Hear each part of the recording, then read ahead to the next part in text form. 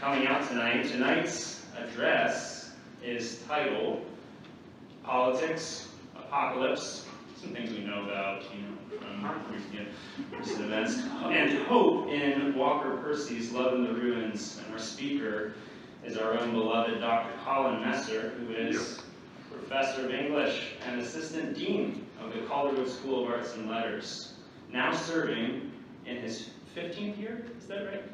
Okay. Dr. Messer has long been an integral part of campus life and a tireless defender of the Christian life of the mind. He's wise, funny, the Messers are supremely hospitable, and he's been a blessing to literally thousands of Grovers through the years, including myself. You see, it was a frigid day in January, Anno Domini 2007, that I strolled into HAL 206 for my first day of American Lit with Messer. And I can't tell you exactly what the content of that day was, other than I remember strange new cultic sounding words like local color and American Renaissance. But I do remember that my imagination was instantaneously seized. I was hooked. Even the syllabus hypnotized me. Do you realize how difficult it is to have a hypnotizing syllabus? It's a very difficult thing. Sitting there with my wannabe George Harrison haircut and my skull and crossbones hoodie, I was growing moment by moment, acutely aware that I was already being inducted into a bigger, brighter, airier world. I have here my copy of Walker Percy's Love in the Ruins, which is the subject of tonight's talk. The thing that's special about this particular book, though, is that Dr. Messer gave it to me while I was a student, as a novel to help me through some big questions that I was struggling with at the time. And it really did help me, and I think it's going to help you, and that's why I'm so excited that you're here, as we all struggle with the same big questions. But now I not only appreciate the story of this novel, I really appreciate this physical book for what it represents, which is the kindness of a very good mentor, colleague, and friend. So I'm excited you're all here. Would you help me welcome Dr. Messer? Thanks, Dr. Mayo, for making me on the verge of an emotional wreck before I start my talk. So those are very kind remarks. Thanks so much for coming out. I'm appreciative of my colleagues for the invitation to speak. Thanks to Josh and to Anna Bigham and others for working on this event, for Esther. It's a great gift to any academic to give him or her an audience. You'd think we'd be satisfied with having you as captive audiences in class, right? But it really means a lot that you would come out tonight and generously give about 3 hours of your time to talking about Walker Percy. So now this is part of like a several years long project that I've been working on over a sabbatical and some other things. And Dr. Harvey said today, he said, "You're still talking about Percy?" And I'm like, "Yeah, it hasn't really made much progress." So, and it sort of the larger project focuses on two major Christian thinkers, St. Augustine of Hippo, the 4th century church father, and then Walker Percy, the 20th century Catholic novelist from Covington, Louisiana. With an occasional nod to Augustine tonight, I want to provide an overview of Percy's philosophical and political thought, with hopes of pointing us towards some possible wisdom and encouragement, both of which seem to be in short supply during this strangest of all political seasons. Now, Percy, while he's often grouped with his southern colleagues, he lived, by the way, 1916 to 1990. He's first and foremost a writer whose work is deeply informed by devout Christian faith. Inspired by St. Augustine, Dostoevsky, and others, he writes in what we might call an existentialist mode. Don't get worried, I'll explain all that in due time. If William Faulkner's writing is dense, high modernism, Percy's is a postmodern literature written after World War II and preoccupied with the profound dislocation and deracination or uprootedness of the self. Where Faulkner is haunted by history, Percy is more preoccupied with the perilous task of living in the present, as he puts it, making it through a regular Wednesday afternoon. And Faulkner dominated American literature in the first half of the last century No Southern writer has exerted as much influence on our national literature since 1960 as much as Percy has. Indeed, beyond the South, Percy provided a unique leaven to the American scene as one of our most morally and philosophically serious and winsome writers from the Kennedy era through the Reagan years. Before his death in 1990, he produced 6 novels, the first of which, The Moviegoer, won the National Book Award in 1961. He also wrote dozens of essays on culture and language, several of which I'll allude to in this talk and as you have on the handout there in front of you. Now, Percy's thought, as I said, is deeply influenced by a certain kind of Christian existentialism, and it is this philosophical ground that I believe is crucial in understanding his take on politics. As Percy and others, Camus, Sartre, presented, modern existentialism is a movement premised on alienation and wayfaring. Percy says, existentialism holds the deep conviction that man, unlike other creatures, is not at home in the world.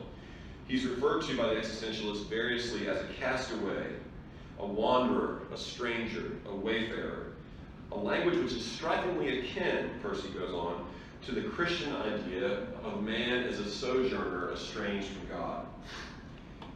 In this larger book, I had traced much of this view of man, we might call it an anthropology or human nature, to St. Augustine, who had as well a deep sense of himself as a restless pilgrim, wounded, wandering, deep need of rest. You'll recall his famous statement in the opening of the Confessions in which he declares, "You have made us for yourself, and our hearts are restless until they rest in you." With Augustine, Percy believed that anguish and isolation are givens in our lived experience, so they must therefore mark the account of consciousness, of our own existence, our own experience, that we communicate to others and to ourselves. The story that we tell ourselves about ourselves has to include an honest account of our sense of displacement. Ironically, Christian existentialism echoes atheistic existentialism in its emphasis on the responsibility that we bear to ourselves to name honestly this predicament and not to be content with heartwarming greeting card platitudes, but rather to confess, great Augustinian term, our wounded human nature and our not at homeness. Percy once remarked that Albert Camus, who is an atheist and who sees the world as an absurd place, has nevertheless set forth in his last book, The Fall, a picture of man which is a great deal closer to the Christian concept of wounded human nature than the cheery Pelagianism of the Reader's Digest, with its Christian veneer and its heartwarming anecdotes. Indeed, Percy was insistent that we in the contemporary West are indeed spiritually homeless. I hope to make the case tonight, with all of that foregrounding, for Percy's enduring relevance, his timeliness, his prescience as a thinker and a novelist. His work continues to astound me in its persistent insight regarding our troubled and glorious predicament as human beings. I think this is chiefly because he was on to something when it came to his view of himself and of all of us. Again, his anthropology. Now for him, this term did not denote, as many of you heard me say in class, a discipline which classifies and studies the groups of human beings as we live out our lives as culture members, right? Rather, anthropology for Percy simply means a theory of human nature. All of Percy's writings are premised, either implicitly or explicitly, on an old story about human beings given to us by Judeo-Christianity. In one of his essays, which is the first quote on your handout, Percy asserts that what distinguishes Judeo-Christianity in general from other world religions is its emphasis on the value of the individual person, its view of man as a creature in trouble, seeking to get out of it and accordingly on the move. Add to this anthropology, Percy continues, the special marks of the Catholic Church, the sacraments, especially the Eucharist, which whatever else they do, confer the highest significance upon the ordinary things of this world. Bread, wine, water, touch, breath, words, talking, listening. You take all those things and what do you have? Percy says you have a man in a predicament and on the move in a real world of real things, a world which is a sacrament and a mystery, a pilgrim whose life is a searching and a finding. Such a view of man as wayfarer is, I submit, nothing less than a recipe for the best novel writing from Dante to Dostoevsky. Elsewhere, Percy would insist that any theory of man must account for the alienation of man. Percy's vision is essentially affirmative. To be honest, I didn't really appreciate Percy fully until I was in my 30s, and I think it was because I was finally grappling with my own predicament, the inescapability of pain and displacement and sadness in my own life and the life of my friends, as well as a certain astonished wonder and gratitude with regard to my own and the world's existence. Maybe during the Q&A I can give you some recommendations for, I think, books that by him that hit you maybe a little bit more closer to where you are, closer to 20 than to when I was in my 30s. So this novel grows out of a fraught cultural moment, much like our own, and to convey the sense of that moment, I'm going to look briefly at a letter that you see there on your handout. It's a letter to his good friend, the novelist and historian Shelby Foote. And he's writing with the burden of having written 2 very successful novels and trying to get the 3rd one going. And he says this, "But I am in a low estate. I have in mind a futuristic novel dealing with the decline and fall of the U.S. The country rent almost hopelessly between the rural, knot-headed right and the godless, alienated left, worse than the Civil War.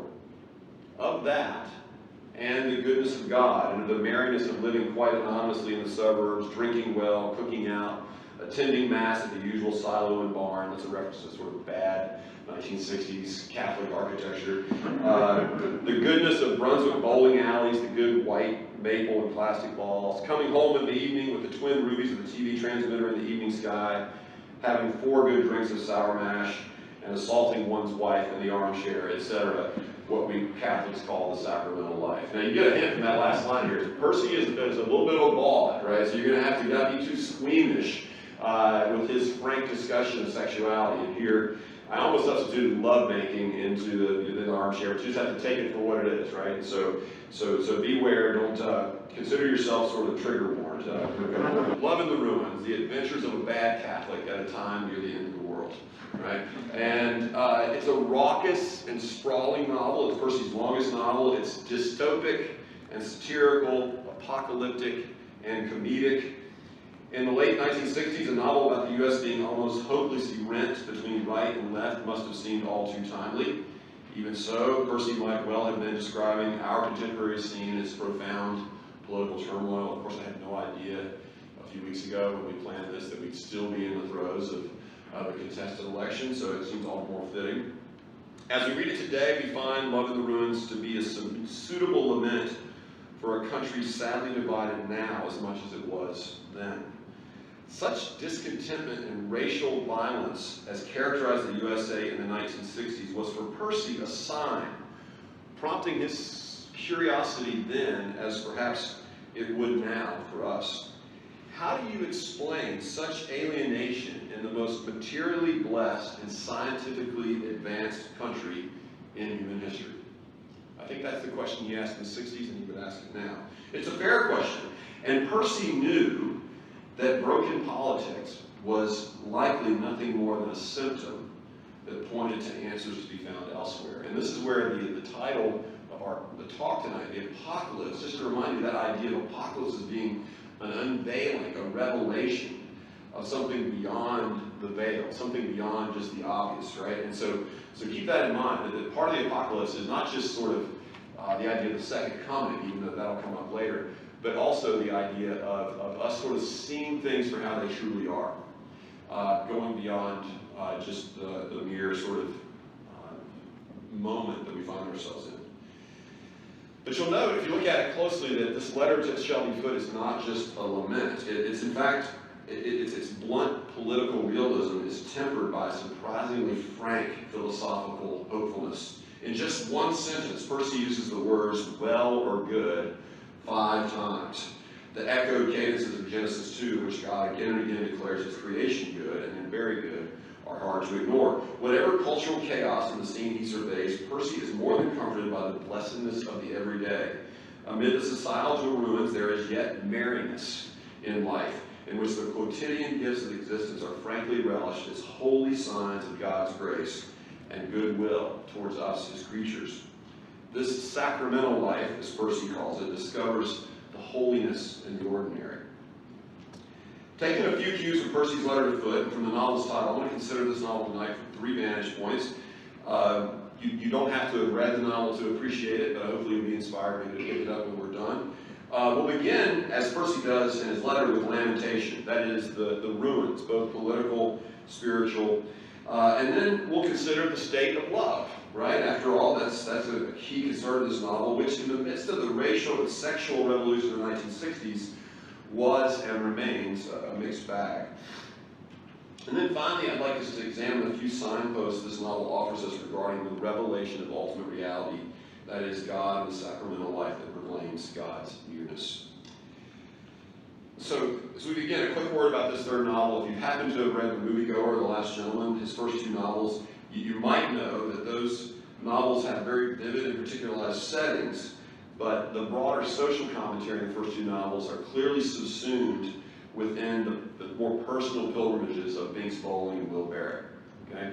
Now, in this novel, it seems to me Percy is just concerned with the predicament of our country as he is with that of his protagonist. And so it's a much broader social canvas. And as he looks at this social scene, he's clearly not in a good mood. Percy surveys the ruins with a sharp pen in hand. In a speech, again on your handout, shortly before the novel's publication, he warned that love of the ruins is satirical, but I wish to assure you that in its satire it does not discriminate on grounds of race, creed, or national origin. What I mean is, there's a little something here to offend everybody. Liberal, conservative, white, black, hawk, dove, Catholic, Protestant, Jew, even the English, the Irish, the Swedes, Ohioans, to mention we'll come back to Ohio later. And those of you who read the novel know Percy spares no one as he decries our failed politics, satirizes behaviorism and other forms of scientism, skewers the hippies and their sexual revolution, and writes with gleeful scorn for the fecklessness of the Christian country club right. As an English prof here, I have the privilege of teaching Percy's novels regularly. I regard you English majors especially as an admirably astute group. You're certainly aware of the perils and shortcomings of scientific naturalism, its impoverished and ultimately reductive anthropology. Likewise, all of you, no doubt, are aware of and have deep concerns about our current cultural confusion regarding sexuality. More than any recent generation, I think your cohort is having to navigate a sexual revolution which ends up evils rivals that of the late 60s that Percy deals with in this novel. For all of that, though, I think that one of the most challenging and haunting aspects of Love of the Ruins, for you students and indeed for all of us, is the question that Percy puts to us regarding our beloved country and the great civic doctrine of American exceptionalism. From John Winthrop's City on a Hill to Abraham Lincoln's last best hope on earth, it seems that Americans have always had a conviction that we are perhaps exempt from history. Taking stock of America in the late 1960s and distraught at what he observes, Percy here dares to ask, is America truly immovable and indestructible? Or is it in fact subject to the vicissitudes of history as much as any other country in history? His main character raises this question on the very first page of the novel. Again on your handout. Now in these dread latter days of the old, violent, beloved USA and of the Christ-forgetting, Christ-haunted, death-dealing Western world, I came to myself in a grove of young pines, Dr. Harvey, and the question came to me, has it happened at last?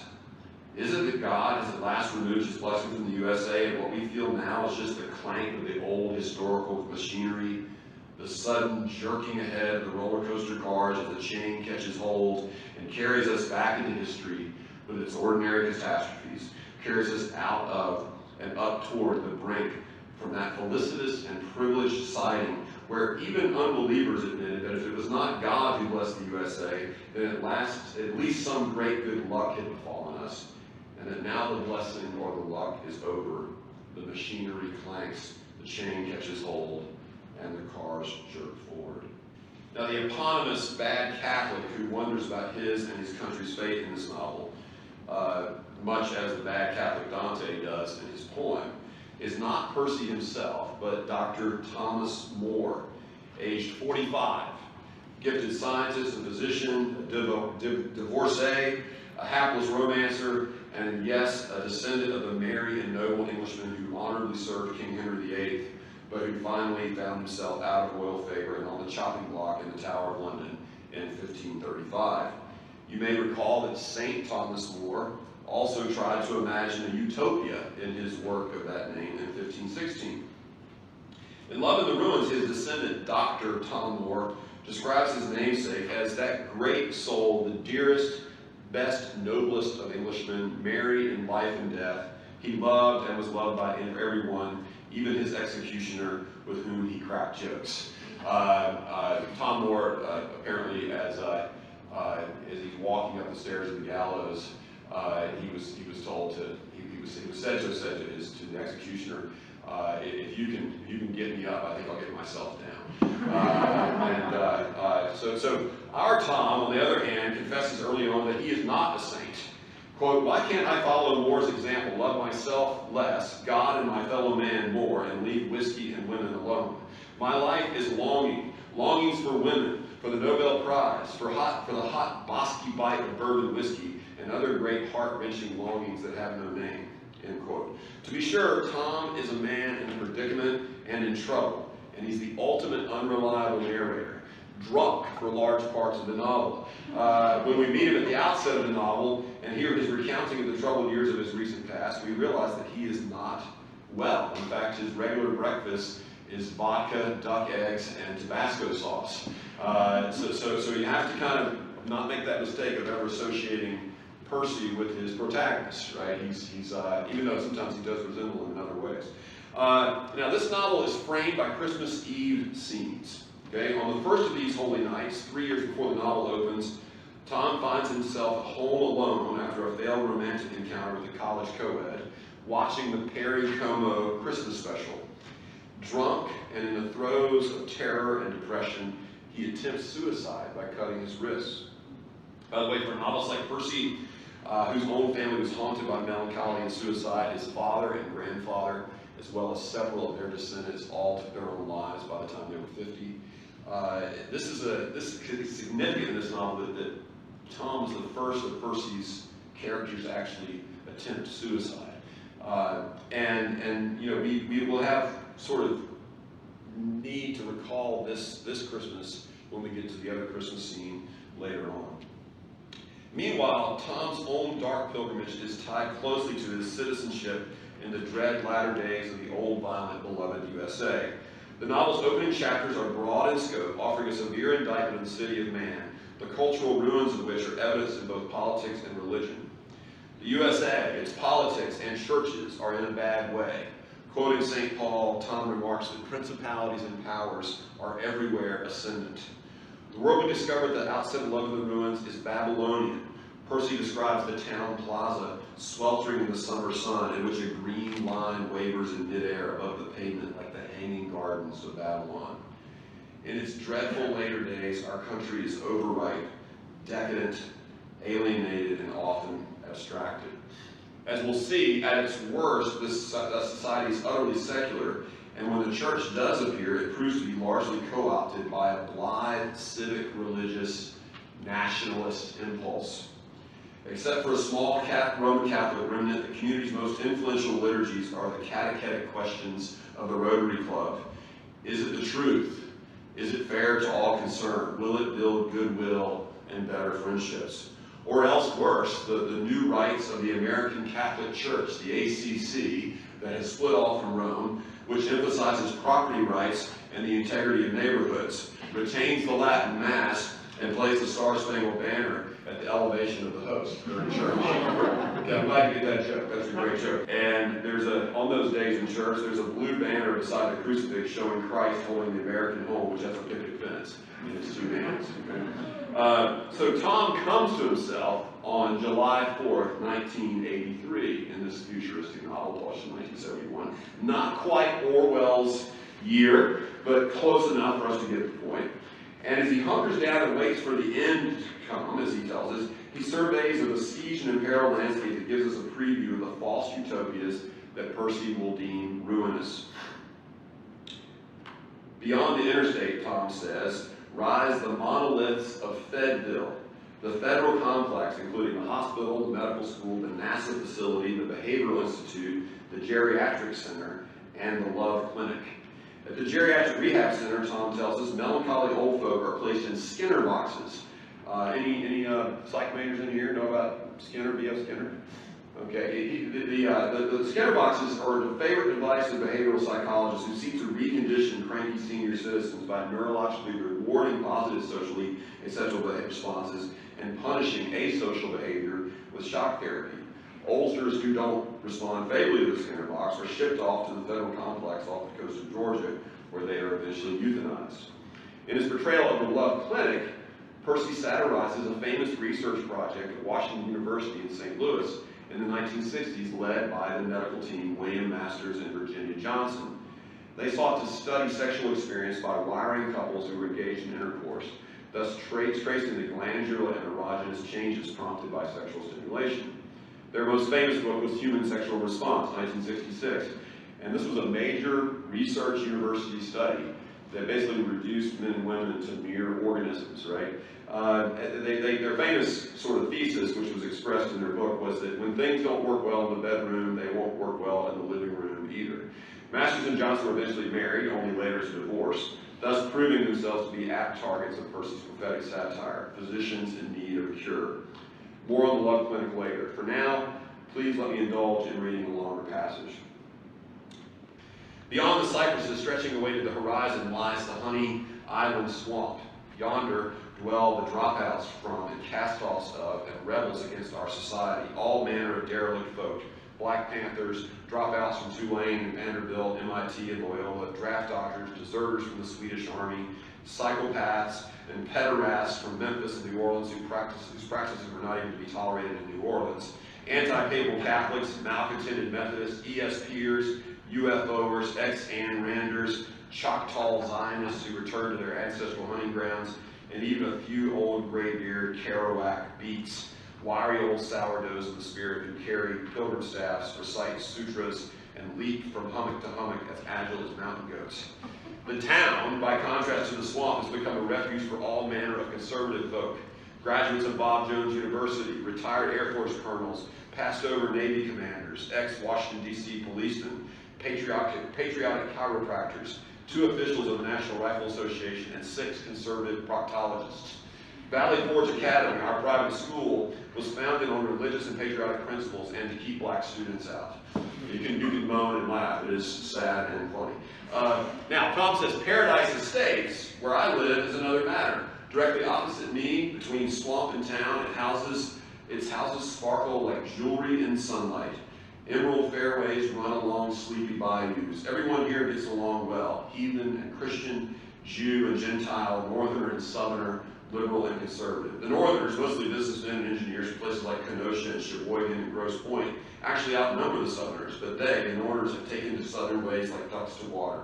They drink toddies and mint juleps and hold fish fries and hush puppies. Paradise Estates does not belong to the center. There is no center, but it is that rare thing, a pleasant place where not head and left, but not black, dwell side by side in peace. Paradise Estates is an oasis of concord in a troubled land. The old Republican Party has become the Knothead Party, so named during the last Republican convention in Montgomery, when a change of name was proposed, the first suggestion being the Christian Conservative Constitutional Party.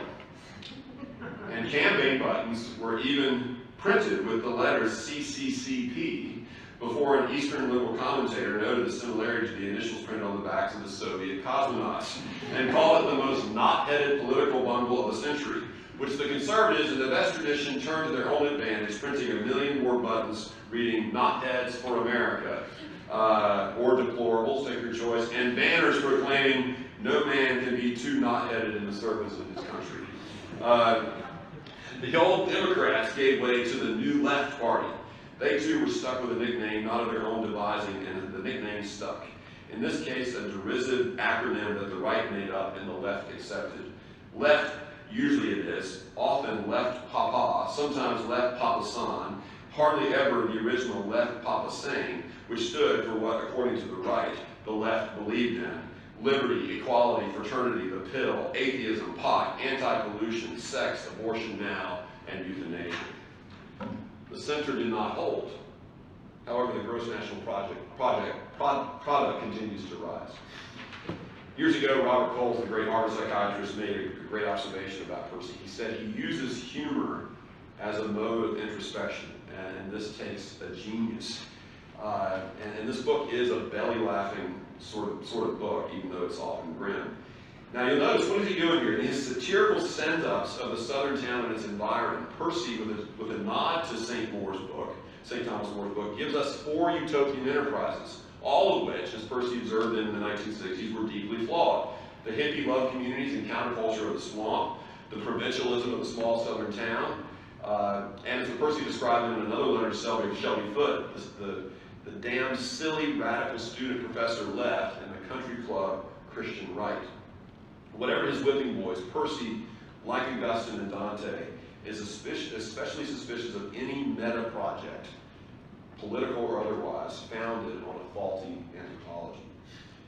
Now, Percy's reference to Dante at the beginning of this apocalyptic and dystopian novel is notable because of Dante's own late medieval perspective, as well as his comedic hopefulness. Not only does Percy here situate the USA in a broader historical perspective, but he suggests as well that we consider it within the larger context of Christendom and the lessons that a spiritual exile like Dante might have for us in any encounter with history. Moreover, Percy implies the USA's undeniable mutability and its ties to a fading Western civilization. Percy subordinates any versions of our national myth to the deeper planes required by a sound theological interpretation of God's providential relationship with nations. However, he also invites us to see ourselves as part of a greater and more hopeful cosmic redemptive story that offers us far more comfort than any nationalistic Enlightenment story. Even with its frightful opening lines, Dante's poem is comedic in the best sense of the word. All will be well, he assures us, even as we must begin our prodigal journey with Dante and Virgil by descending into the dark regions of the South. And again, that's the novel's apocalyptic vision, smashing our idols and then pulling back the veil to try to sell us on a much greater vision than any nation state on the planet in the history of man could ever have given us. Now, Eric Voegelin was a German-born philosopher who Percy really liked, and he often remarked that the great temptation for national enlightenment liberal projects like our own is their hubristic tendency to immanentize eschaton. Right? I put that on your sheet. It's on the top of the front page or back page, and to bring close or to think that they can promise the kingdom come. Right? Immanentize eschaton.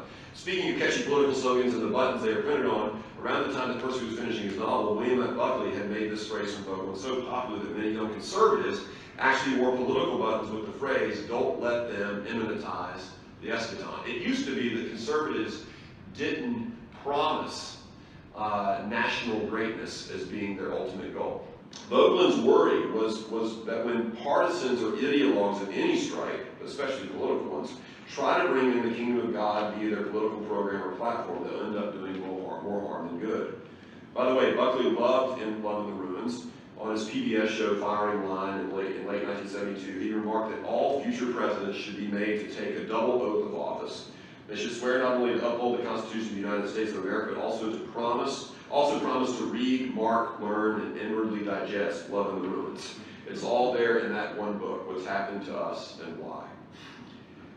To be sure, such discontentment and racial violence as characterized the USA in the 60s was, for Percy, again, a really powerful question mark, a great sign to be explored.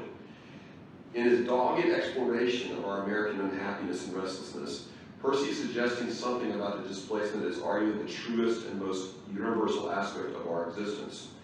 Remarkably, Percy sees our American unhappiness not as something to be gotten rid of, but rather as a fact of human existence that might prompt us to consider, as one critic says, what our lingering discontent may teach us about ourselves.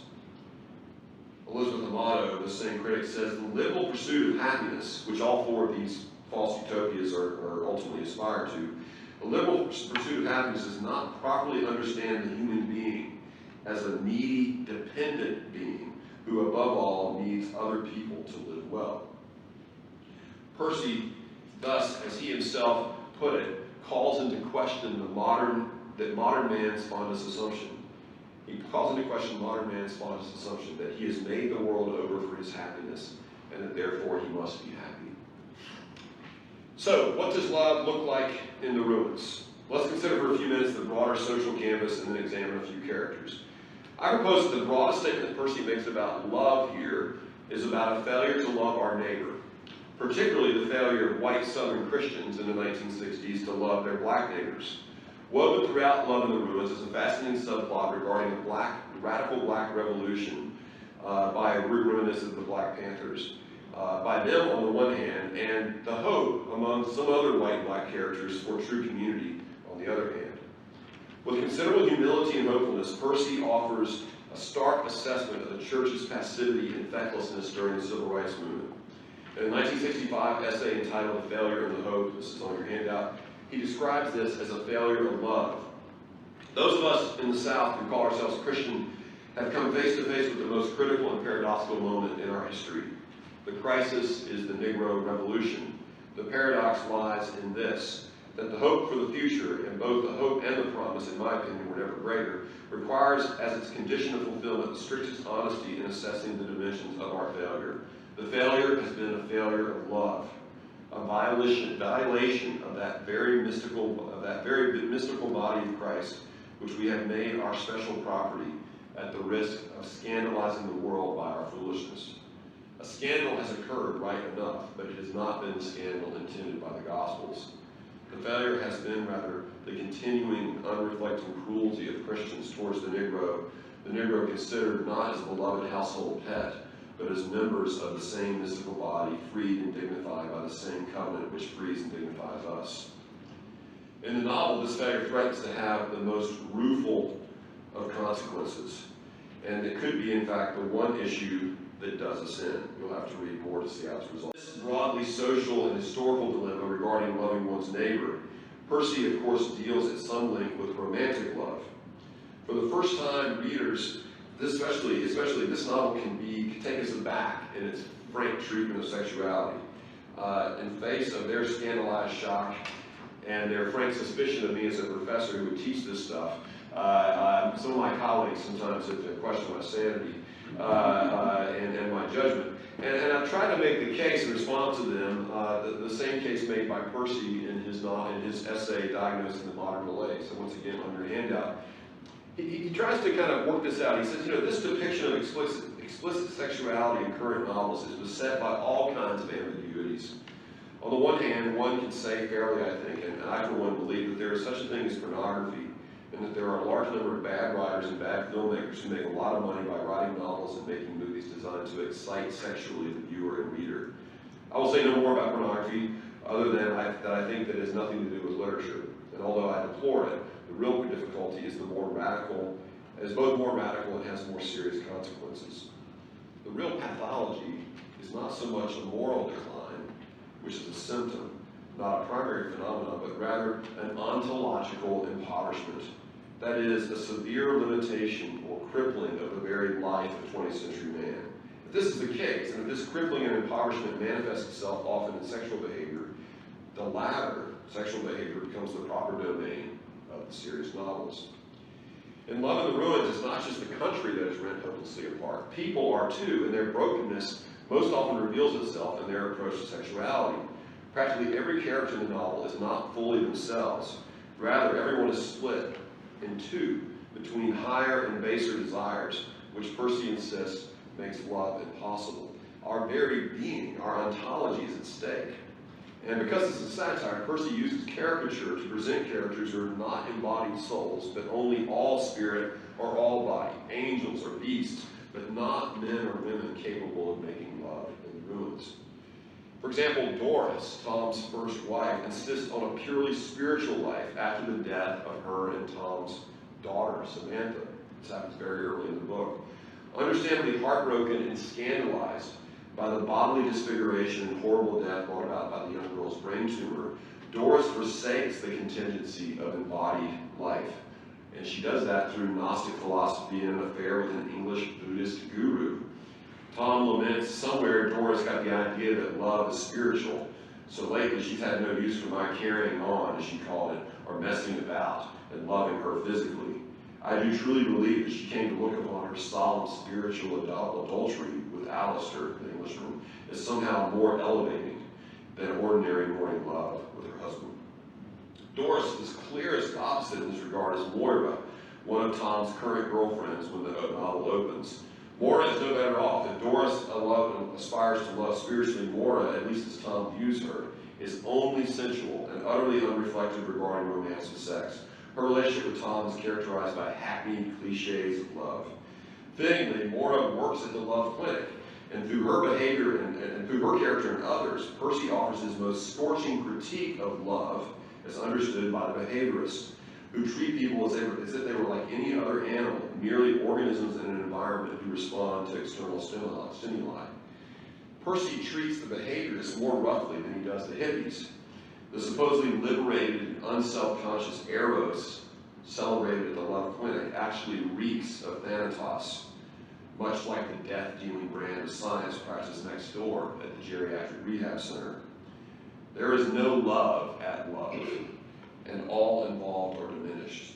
It is fitting, therefore, that Dr. Kenneth Stryker, the chief of staff at the love clinic, resembles, Tom says, a funeral director in a dark suit and sober tie, whose fingers are withered like some erstwhile grim reaper.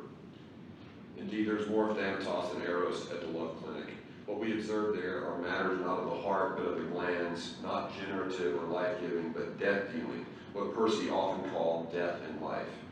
In a novel with many dark moments, there are none darker than those that Percy dramatizes to love. So, where are we?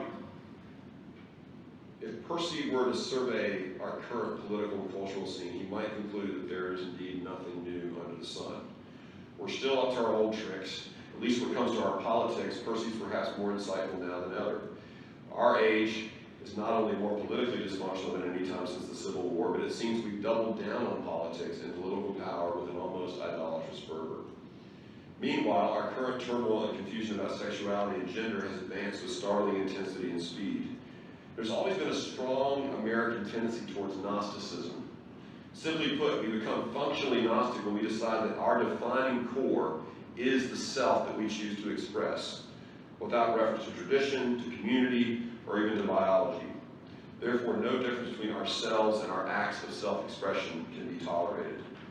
Such radical autonomy is rampant, left and right.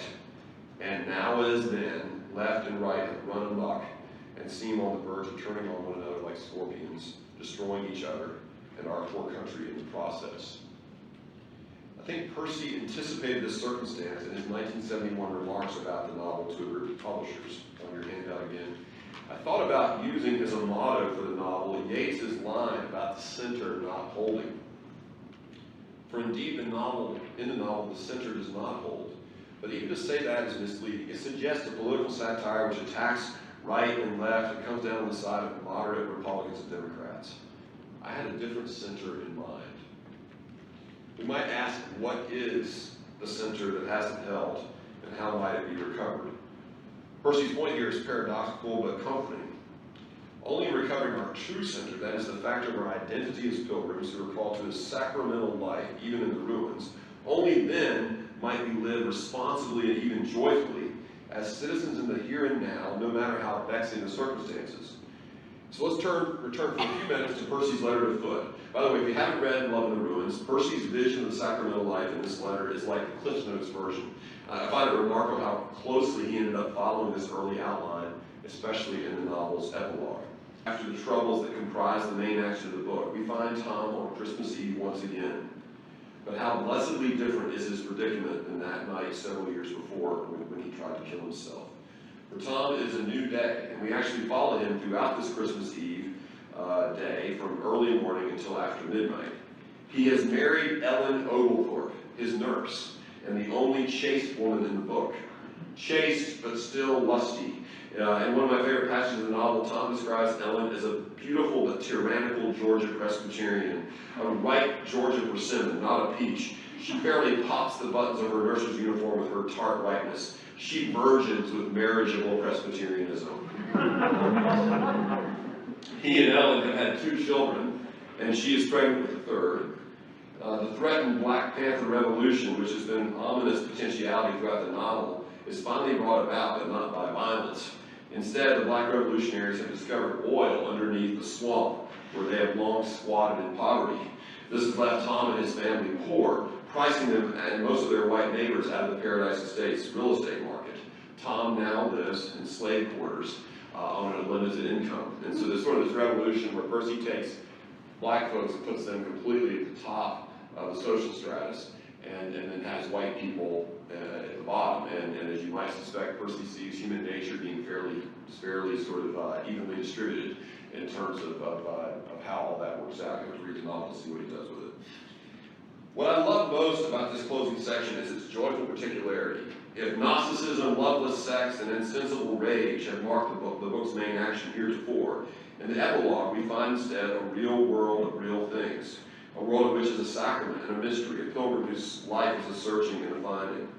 In poring over this last section, I've been struck by three images, all of which speak of wondrous grace and ordinariness: a breakfast, a box, and a bed. Okay? On this Christmas Eve morning, we find Tom at breakfast. Ellen calls from the doorway. Breakfast is ready. She sets a plate of steaming grits and bacon for me on a plain pine table. Sunlight creeps along the tabletop, casting into relief the shiny, scoured ridges of pine. Steam rising from the grits sets motes stirring in the golden bar of light. I shiver slightly. Morning is still not the best of times. As far as morning is concerned, I can't say things have changed much. What has changed is my way of dealing with it. No longer do I crawl around on hands and knees drinking Tang and vodka and duck eggs. My stomach leaks with hunger. I eat grits and bacon and corn sticks. After breakfast, my heart leaps with love for Ellen. Now, to be clear, I love grits, especially those during the season of my exile up here in the deep north. I'm always happy when I encounter Elizabeth's delicious grits. However, what I love even more in this scene is that Tom is actually eating grits. Many times in this novel, Tom sits down to a meal, but he can't eat. In fact, there are very few, if any, properly shared meals in the book. So this breakfast with Ellen is a good sign, especially as it inspires him to make love to Ellen with an ordinary morning love. But actually, on this morning, the children interrupt, and so love will have to be deferred till later. The second image is the box. As Tom and Ellen arrive at midnight mass on Christmas Eve, Father Smith, the most ordinary and mundane of Catholic priests, invites Tom to make his confession for like the first time in 10 years. Time to get locked in the box, he says. Coming? By my count, this is the first of 3 Catholic sacraments that appear in the course of just 3 pages in this epilogue: reconciliation, confession and penance, the Eucharist, and marriage. Now, I'm just a lowly Anglican, okay, but I love how Percy here is giving us such a robust sacramental picture of human flourishing. Did you notice as well the subtle comparison and critique implied here, as we recall, the Skinner boxes in which Tom and others had been locked in earlier in the story? Unlike the behaviorist boxes, which don't address the human being as a self in the world, but only as an organism in an environment, the confessional conversation between Tom and Father Smith allows Tom to speak the complex and convoluted truth about himself, and more importantly, to hear a word of liberating admonishment and grace. Having been shriven, Tom celebrates Mass with a motley but faithful crew. It's one of my favorite passages on your handout. There's some confusion in the chapel. The Jews are leaving. It is their Sabbath. The Protestants are singing. Catholics are lined up for confession. We have no ecumenical movement. The services overlap. Jews wait for the Lord. Protestants sing hymn to hymns. Catholics say Mass and eat him. Father Smith says Mass. I eat Christ, drink his blood. At the end, the people say aloud a prayer confessing the sins of the church and asking for the reunion of the United States and for Christians and the United States. Outside, the children, including my own little Thomas More, a rowdy but likable lot, shoot off firecrackers. Hooray for Jesus Christ, they cry. Hooray for the United States. I find this passage deeply moving. In an age of audacious hubris, this idea of confession, both individual and corporate, and celebration, both individual and corporate, is really astounding to me. So finally, a bed. Having made peace with himself at breakfast, recovered himself through the means of grace, and having prayed with and for his neighbors and for his country, Tom turns with a leaping heart to his lovely wife. marriage being yet another sacrament and the ultimate human expression, St. Paul tells us in Ephesians 5, of God's nearness to us. Tom's gift to Ellen on this Christmas is a new king-size brass bed, ordered from the Sears and Roebuck catalog for $603.95. If you like happy endings, the end of this novel is unabashedly affirmative. Notably, Tom's anthropology is largely the same. He's still a bit shaky, still a convalescent, still given to drink, still somewhat of a bawd. But we find him here a pilgrim with others in what Percy deems a blessed intersubjectivity, what Martin Buber, the Jewish philosopher, calls that vital relationship of I and thou. And listen to this last great line for the novel. To bed we go for a long winter's nap, twined about each other as the ivy twineth, not under a bush or in a car or on the floor or any such humbug as marked the past peculiar years of Christendom, but at home in bed where all good folk belong. Now, importantly, Tom's marriage is not the eschaton. After all, he's still something of a mess, but his marriage is assuredly a shadow, a signpost, a clue of the promised reconciliation of all things. This sacred relation, Percy suggests, perhaps provides the best antidote to the dissatisfaction and debt dealing that have beset Tom and his neighbors. I commend Love in the Ruins to you not only as a timely word about the state of affairs in which we find our country, but also a timeless word of encouragement or even affirmation grounded again in a certain view of ourselves. More than its political insights, Love in the Ruins remains wise because it reminds us of our fundamental predicament as wayfarers and exiles, regardless of the decade. As Percy would say about his first novel, The Moviegoer, the book attempts a modest restatement of the Judeo-Christian notion that man is more than an organism and environment, more than an integrated personality, even more than a mature and creative individual, as the phrase goes. He is a wayfarer and a pilgrim.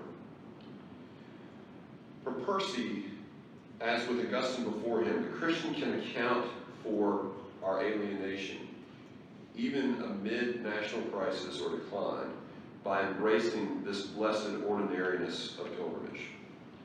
As St. Augustine put it during the dread latter days of the Roman Empire, quote, during this time of our exile and our wandering, we say Alleluia to cheer us on our way. At present, Alleluia is for us a traveler's song, but by a toilsome road we are wending our way towards home and rest. Thanks.